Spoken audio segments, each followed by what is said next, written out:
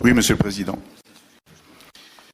Monsieur le Président, chers collègues, la région Picardie-Nord-Pas-de-Calais détient la triste palme de plus grande mortalité dans l'Hexagone pour beaucoup de maladies.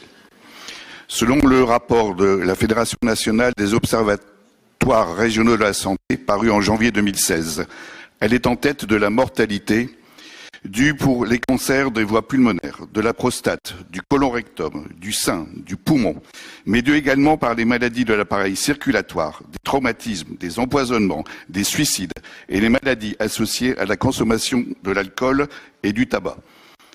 À propos de l'addiction, l'alcool est la première cause de mortalité infantile.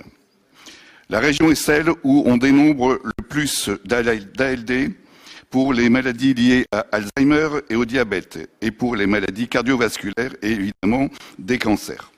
Elle est la région où l'on trouve le plus grand taux d'obésité. Évidemment, ce triste constat est à associer aux facteurs socio-économiques très difficiles affectant ses habitants. Et pourtant, Monsieur le Président, le capital santé est un facteur égalitaire que chaque individu devrait posséder à sa naissance et qu'il conviendrait de sauvegarder. La politique de santé décidée depuis plus de 10 ans, depuis les différents ministres de la Santé, que vous fûtes, Monsieur le Président, et notamment la loi Bachelot de juillet 2009, transformant l'hôpital public en hôpital entreprise, ne pourra que dégrader le service public de la santé. Cette politique a été durcie, aggravée par Madame Touraine, à travers les diminutions des moyens des hôpitaux, le transfert des remboursements divers de la CPAM vers les mutuelles et sa politique antilibérale. Il suffit de voir les manifestations, les grèves des personnels hospitaliers, des infirmières, pour se rendre compte du malaise actuel, de leur mal-être qui gagne également les professions de santé. La jungle des mutuelles, qui serait plus de 400, montre l'intérêt financier des compagnies d'assurance, des banques, en fait tout le système vis-à-vis de cette mutualisation toujours plus galopante des soins de santé, génératrice peut-être de bénéfices financiers pour des fonds de pension, mais conduisant la partie défavorisée et fragile de la population à choisir entre se nourrir ou se soigner.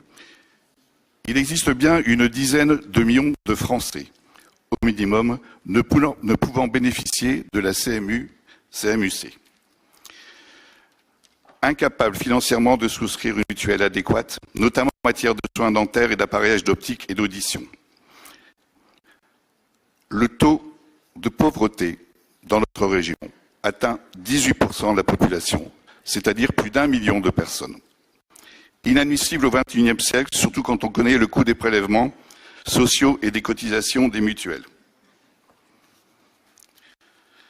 S'ajoute au tableau la désertification médicale en zone rurale et une politique de numerus clausus, aujourd'hui inadaptée, puisque aussi bien en public qu'en privé, le recrutement des médecins, des internes, des chirurgiens dentistes, des infirmières se fait à l'étranger. À propos du numerus clausus, je me souviens que vous aviez tenté, il est vrai, d'en modifier le sens et le nombre.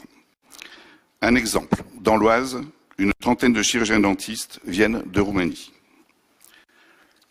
Quand la santé va, tout pourrait aller mieux. Cet adage devrait être présent dans nos esprits. L'espérance de vie à la naissance a diminué pour la première fois en France et donc dans notre région. Source INSEE 2015. L'état général de la santé se dégradant, la courbe d'espérance de vie pourrait s'inverser, mais surtout, l'espérance de vie avec un bien-être physique et moral de nos compatriotes pourrait en être affectée. Il faut également rappeler que la mortalité pour les moins de 65 ans est une des plus marquées dans notre région par rapport à l'Hexagone.